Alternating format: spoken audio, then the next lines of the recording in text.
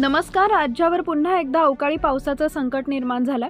हवामान खात्याने पुढील 2 ते 3 दिवसात राज्यात अवकाळी पावसाचा अंदाज वर्तवलाय. राज्यात एकीकडे थंडीचा कडाका वाढलेला असताना दुसरीकडे पुन्हा एकदा अवकाळी पावसाचं संकट निर्माण झालंय.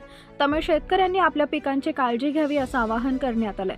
पुढील काही दिवसात 2 वेस्टर्न डिस्टर्बन्स सक्रिय होण्याची शक्यता आहे. त्यामुळे वातावरणात पुन्हा बदल होण्याचा अंदाज हवामान विभागाने वर्तवलाय.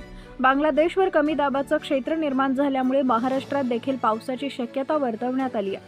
पुढील 24 तासात राज्याच्या विविध भागात पावसाची शक्यता आहे. आठवडाभरापासून मराठवाडा, विदर्भ, पश्चिम महाराष्ट्रात कडाक्याची थंडी पडली आहे.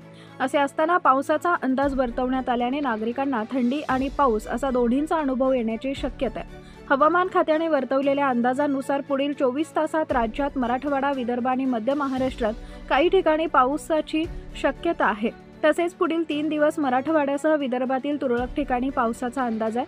कोकण आणि पश्चिम महाराष्ट्रात देखील पावसाच्या सरी कोसळण्याची शक्यता आहे. कोकण आणि आजूबाजूच्या परिसरात चक्राकार वारे वाहत असल्याने राज्यात पावसासाठी पोषक वातावरण निर्माण झाल्याचं हवामान खात्याने सांगितलंय. उत्तरेकडील डोंगराळ भागात होत असलेल्या बर्फवृष्टीमुळे देशातील हवेत मोठा गारवा निर्माण झालाय. यामुळे गेल्या काही दिवसात तापमानाचा पारा घसरलाय.